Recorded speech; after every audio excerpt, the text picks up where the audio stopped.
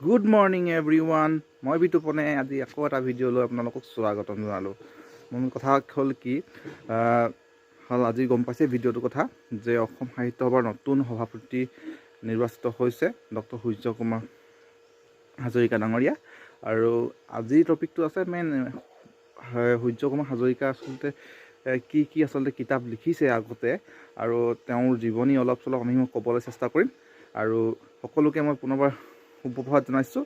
আজি দেওবাৰ, পুহ মাহৰ 9 তাৰিখ আৰু 25 ডিচেম্বৰ, আৰু বৰদিনৰ শুভেচ্ছা জনালোঁ। যিসকল খ্ৰীষ্টানধৰ্মী লোক আছে তেওঁলোকক মই বৰদিনৰ শুভেচ্ছা জনালোঁ, আৰু নতুন বৰ্ষৰ শুভেচ্ছা জনালোঁ মই সকলোকে দৰ্শকসকলক। তেনে ভিডিঅ'টো আমি আৰম্ভ কৰিবলৈ যাওঁ। আমি মোৰ লেপটপৰ ফালে যাব লাগিব, গতিকে কৈ থাকক। তেন্তে ৰাইজ আপোনালোকে জানি লওঁ, আমি প্ৰথমতে জানি লওঁ নতুন যিটো আমাৰ সাহিত্য সভাৰ যিজন আমাৰ নতুন সাহিত্য সভাপতি, তেখেতৰ নাম ডক্টৰ সূৰ্য হাজৰিকা। সংক্ষিপ্ত পৰিচয় আমি জানি ল'ব বিচাৰোঁ। তেতিয়াহ'লে আমি প্ৰথমতে তেখেতৰ নামটো যদি জানিব বিচাৰোঁ, সম্পূৰ্ণ নাম হৈছে তেখেতৰ ডক্টৰ সূৰ্যকান্ত হাজৰিকা। তেখেতৰ মাতৃৰ নাম, পিতৃৰ নাম চন্দ্ৰকান্ত হাজৰিকা, লাৱণ্য হাজৰিকা। তেখেত দুইজনে মাজুলী, তেখেতৰ ঘৰ মাজুলী। এতিয়া জন্ম কেতিয়া হৈছিলে? জন্ম হৈছিলে 31 মে' 1956 ডিব্ৰুগড়ত। তেওঁলোকৰ ঠিকনা তৰুণ নগৰ, গুৱাহাটী। আৰু তেখেতে ক'ত পঢ়িছিলে? শ্ৰী শংকৰদেৱ প্ৰাথমিক বিদ্যালয় ডিব্ৰুগড়ত পঢ়িছিলে, আমোলাপট্টি নিম্ন বুনিয়াদী বিদ্যালয়, ডিব্ৰুগড় চৰকাৰী উচ্চতৰ মাধ্যমিক বালক বিদ্যালয়, ডিগবৈ বিবেকানন্দ বিদ্যালয়ৰ পৰা প্ৰৱেশিকা পৰীক্ষা পাছ কৰিছিলে, গুৱাহাটী বাণিজ্য মহাবিদ্যালয়ত প্ৰাক বিশ্ববিদ্যালয় পঢ়িছিলে, ডিব্ৰুগড় কানৈ বাণিজ্য মহাবিদ্যালয়ৰ পৰা স্নাতক আছিলে, ডিব্ৰুগড় বিশ্ববিদ্যালয়ৰ পৰা স্নাতকোত্তৰ ডিগ্ৰী লাভ কৰিছিলে, আৰু নগাঁওস্থিত মহাপুৰুষ শ্ৰীমন্ত শংকৰদেৱ বিশ্ববিদ্যালয়ৰ পৰা ঊনবিংশ শতিকাত অসম সম্পাদকীয় গ্ৰন্থ প্ৰকাশন, এক সমীক্ষাত্মক অধ্যয়ন, শিক্ষক গৱেষণাৰ বাবে PhD ডিগ্ৰী লাভ কৰিছিলে। তেখেতৰ পত্নীৰ নাম আছিলে Eva Hazarika, doctor Eva Hazarika. তেখেতৰ ঘৰ আছিলে যোৰহাট। আৰু স্বীকৃতি কি পাইছিলে? স্বীকৃতি পোৱা তেখেতৰ আছিলে অসম সাহিত্য সভাৰ আজীৱন সভ্য, অসম সাহিত্য সভাৰ শৈতিশ্ৰী সভ্য, এইবিলাক তেখেতৰ আছিলে স্বীকৃতি। সামাজিক দায়িত্ব তেওঁ লৈ আছিলে শ্ৰীমন্ত শংকৰদেৱ কলাক্ষেত্ৰৰ গুৱাহাটীৰ উপসভাপতি, সদৌ অসম পুথি প্ৰকাশনৰ বিক্ৰেতা সন্থাৰ সভাপতি আছিলে তেখেতে। সাহিত্য দিশত তেখেতৰ কি অৱদান আছিলে? সাহিত্যৰ অৱদানৰ ক্ষেত্ৰত যদি আমি চাবলৈ যাওঁ, তেতিয়াহ'লে তেখেতে সাহিত্যৰ দিশত তেখেতে মৌলিক বিষয়সহ তথ্য সমৃদ্ধ গ্ৰন্থ সংখ্যা তেখেতৰ 23খন আছিলে। সংকলিত আৰু সম্পাদিত গ্ৰন্থ সংখ্যা আছিলে 67খন, আৰু সম্পাদনা কৰা দৈনিক বাতৰি কাকত আৰু অন্যান্য সংবাদপত্ৰৰ সংখ্যা আছিলে 5খন। সম্পাদনা কৰা আলোচনী সংখ্যা 5খন, স্মৃতি গ্ৰন্থ সম্পাদনা 5খন কৰিছে, গৱেষণামূলক বক্তৃতা 20তকৈ অধিক আছে। যদি ইয়াৰ কেনেবাকৈ তথ্য অকণমান ভুল আছে, আৰু যদি আপোনালোকে সত্য কথাটো গম পায়, তেতিয়াহ'লে কমেণ্টত আপোনালোকে জনাব। আৰু সাংস্কৃতিক দিশত তেখেতৰ আছে পূৰ্ণদৈৰ্ঘ্য চলচ্চিত্ৰ পৰিচালনা, শ্ৰীমন্ত শংকৰদেৱ, আৰু দূৰদৰ্শনৰ বাবে ধাৰাবাহিক পৰিচালনা কৰিছিলে 9খনকৈ। তেখেতে সাংস্কৃতিক দিশত ধাৰাবাহিক পৰিচালনা কৰিছিলে। গৱেষণাধৰ্মী তথ্যচিত্ৰ পৰিচালনা কৰিছিলে 8খন, জীৱনভিত্তিক তথ্যচিত্ৰ আছিলে 8খন, সংবাদধৰ্মী তথ্যচিত্ৰ আছিলে তেখেতৰ 4খন। নিবন্ধকাৰ ৰূপে তেখেতে বাতৰি কাকত, আলোচনীত প্ৰায় শতাধিক প্ৰবন্ধ তেখেতে দি আহিছে, আৰু গ্ৰন্থ প্ৰকাশ ৰূপে তেখেতে অসমীয়া গ্ৰন্থ প্ৰকাশ ৰূপে প্ৰায় 600খনৰো অধিক গ্ৰন্থ প্ৰকাশ কৰিছিলে। তো মই আচলতে আজি ভিডিঅ'টো কিয় বনাইছোঁ? আচলতে ভিডিঅ'টো এইটো কাৰণেই বনাইছোঁ যাতে তেখেতৰ তেখেতে নতুন সভাপতি আমাৰ, তেখেতৰ বিষয়ে বহুতে হয়তো ফেচবুকত বহুত হেৰিকৈ লিখিছে, কিন্তু মই বিতৰ্ক কৰিব বিচৰা নাই। মই তেখেতৰ বিষয়ে জাষ্ট নলেজটো আমি নিজে পাবৰ কাৰণে, বা যিসকলে হয়তো নাজানে তেওঁলোকে পাবৰ কাৰণেহে মই ভিডিঅ'টো বনাইছোঁ, বিতৰ্ক কৰিবলৈ ভিডিঅ'টো বনোৱা নাই। আৰু ভিডিঅ'টো কেনেকুৱা পাইছে আপোনালোকে নিশ্চয় কমেণ্ট কৰি জনাব। আৰু এনেকুৱা ধৰণৰ ভিডিঅ' আহিব লাগে সময়ে সময়ে, যিটো সময়ত কিবা এটা চলি আছে সেইটো সময়তে সেইটো ভিডিঅ' আহিব লাগে নে নালাগে, তো আপোনালোকে কমেণ্ট কৰি জনাব। আৰু আমি যদি পঢ়িবলৈ যাওঁ ডক্টৰ সূৰ্য হাজৰিকাৰ সাহিত্যিক অৱদানৰ বিষয়ে, তেতিয়া অসম জাতীয় সংগীত আৰু ইতিহাস তেখেতৰ গ্ৰন্থ, গৱেষণাধৰ্মী গ্ৰন্থ এখন তেখেতে লিখিছে। আৰু ডক্টৰ উইলিয়াম কেৰীয়ে আত্মাৰাম শৰ্মা অসমীয়া ভাষাৰ প্ৰথম ছপা গ্ৰন্থ ধৰ্ম পুস্তক গৱেষণা তেখেতে 2017 চনত লিখিছে।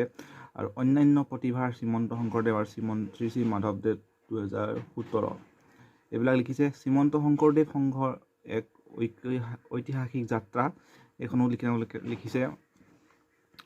আৰু সাম্প্ৰতিক সমাজত শ্ৰীমন্ত শংকৰদেৱৰ শিক্ষাৰ প্ৰাসংগিকতা 2018।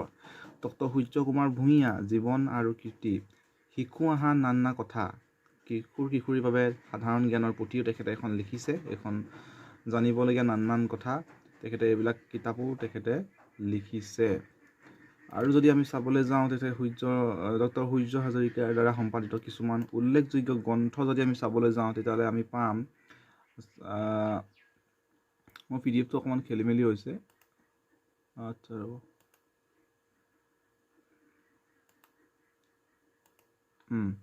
আৰু যদি আমি চাবলৈ যাওঁ তেতিয়া তেখেতৰ বহুত আছে। সাংস্কৃতিক সঞ্চায়ন, ডক্টৰ ভূপেন হাজৰিকাৰ গীত সমগ্ৰ, ডক্টৰ ভূপেন হাজৰিকাৰ ভাষণ সমগ্ৰ, বহিমান ব্ৰহ্মপুত্ৰ, মই এটি যাযাবৰ, এই গীতটি নুবুজিলে গীত শতগীত লিখি যাম জগাই লুই তৰে পাৰ, ভূপেন হাজৰিকাৰ কেইটামান বলিষ্ঠ গীতৰ সংকলনৰ তেখেতে এখন কিতাপ লিখিছে। ডক্টৰ ভূপেন হাজৰিকাৰ গ্ৰন্থসমূহত থকা পাতনি, এই প্ৰকাশৰ বক্তব্যসমূহ, সোঁৱৰণি মোৰ ৰঙালী জীৱন তেখেতে লিখা, নতুন দৈনিকৰ এটা দৰ্শকৰ নিৰ্বাচিত ৰচনা সংকলন, আধুনিক অসমীয়া বিশ্বকোষ, অসমীয়া ভজন প্ৰসংগ, শ্ৰী শ্ৰী দ্বাৰকানাথ দ্বিজকৃত সন্তাৱলী, অসমীয়া সত্ৰীয়া পৰম্পৰা আৰু বৰদলা আত্মকথা, বহুত কিতাপ তেখেতে লিখিছে। ৰসৰা লক্ষ্মীৰাজ বেজবৰুৱা শিশু সাহিত্য সম্ভাৰ, সাহিত্যাচাৰ্য নটুলচন্দ্ৰ হাজৰিকা শিশু সাহিত্য সম্ভাৰ, এনেকুৱা কিতাপ তেখেতে বহুত লিখিছে। আপোনালোকে দেখিছে বহুত এটা আপোনালোকৰ লিষ্টখন বহুত দীঘলীয়া হৈ গৈ আছে। মই সকলো পঢ়ি দিলে এনেই বহুত পঢ়া নিচিনা হৈ যাব, গতিকে আপোনালোকে PDF টো আপোনালোকে পাই যাব। ফেচবুকত দিনো ভাইৰেল হৈ আছে। আৰু তেখেতৰ আলোচনী সম্পাদনৰ কথা ক'বলৈ গ'লে, আলোচনী সম্পাদনা তেখেতে আছে অসম সাহিত্য সভাৰ সংবাদ সম্পাদক আছিলে, আৰু অসম সাহিত্য সভাৰ পত্ৰিকা শ্ৰী জ্যোতিৰূপা হাতে লিখা আলোচনী, বাণিজ্য দৰ্পণ, প্ৰতিধ্বনি, স্মৃতি গ্ৰন্থ সম্পাদনৰ কামত তেখেতে জড়িত হৈ আছিলে। অসমীয়া বোলছবি মহোৎসৱ স্মৃতি গ্ৰন্থ, অসম ৰত্ন শ্ৰী গুৱাহাটী সাহিত্য উৎসৱৰ স্মৃতি গ্ৰন্থ, শ্ৰীমন্ত শংকৰদেৱ আন্তৰ্জাতিক মহোৎসৱ স্মৃতি গ্ৰন্থ তেখেতৰ দ্বাৰা সম্পাদনা হোৱা, শ্ৰীমন্ত শংকৰদেৱ কলাক্ষেত্ৰৰ 20 বছৰীয়া পূৰ্তি উপলক্ষে স্মৃতি গ্ৰন্থ, এই তেনেকুৱা স্মৃতি গ্ৰন্থকেইখনো তেখেতৰ দ্বাৰা সম্পাদন কৰা হৈছিলে। গতিকে তেখেতৰ বিষয়ে আমি ভিডিঅ'টোত অলপমান আলোচনা কৰিলোঁ তেখেতৰ বিষয়ে। আৰু কিবা যদি থাকি গৈছে বা থাকিতো গৈছে বাৰু, বহুত থাকি গৈছে, আপোনালোকে কমেণ্ট কৰি আপোনালোকৰ নিজৰ ফালৰ পৰা জনাব বিচাৰে। আৰু আপোনালোকে তেখেতে সভাপতি হোৱাৰ বাবে আপোনালোকে কিমান সুখী অসুখী তাৰ বিষয়ে আপোনালোকে কমেণ্টত জনাব পাৰে। মই জাষ্ট ভিডিঅ'টো এইটো কাৰণেই বনাইছোঁ যে তেখেতৰ বিষয়ে যিহেতু চলি আছে, ট্ৰেণ্ডিং এইটো চলি আছে, গতিকে সেইটো কাৰণে মই ভিডিঅ'টো অলপ চলপ বনাইছোঁ। যিসকলে ভিডিঅ'টো দ্বাৰা উপকৃত হ'ল মই বহুত ধন্য মানিম, নিজকে যদি অকণমান কিবা এটা শিকাব পাৰিছোঁ। আৰু বহুতে কৈ আছে আমুক হ'ব লাগিছিলে তামুক হ'ব লাগিছিলে, সেইটো আমাৰ লুক আউট নহয়। বৰ্তমান আমাৰ বাবে তেখেতে কি কি লিখিছিলে, তেখেত নতুনকৈ সভাপতি হৈছে, সেইকেইটাই আমাৰ কাৰণে ডাঙৰ কথা। কাৰণ আমি হৈছোঁ কিবা কিবি এক্সাম কাৰণে প্ৰিপেয়াৰ কৰি থকা মানুহ, গতিকে আমি এইবিলাক প্ৰশ্ন যাতে আমাৰ আহিলে আমি পাৰোঁ, সেইটো কাৰণে আমি এই ভিডিঅ'টো প্ৰস্তুত কৰিছোঁ।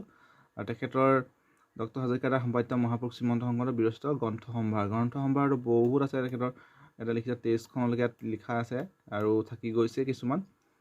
আৰু আশা কৰিছোঁ ভিডিঅ'টো ভাল পাইছে, আৰু নতুন সভাপতিলৈ মই শুভেচ্ছা জ্ঞাপন কৰিছোঁ। আৰু এনেকুৱা ভিডিঅ' আপোনালোকে চাই থাকিব। যদি ফেচবুকত চাইছে তেতিয়াহ'লে ফেচবুকত চাই থাকিলে আপোনালোকে ফ'ল' কৰি যাব, আৰু ইউটিউবত যদি চাই আছে তেতিয়াহ'লে ছাবস্ক্ৰাইব কৰি যাবলৈ নাপাহৰিব। ধন্যবাদ। আজিৰ ভিডিঅ'টো কেনেকুৱা লাগিলে কমেণ্টত লিখিবলৈ নাপাহৰিব।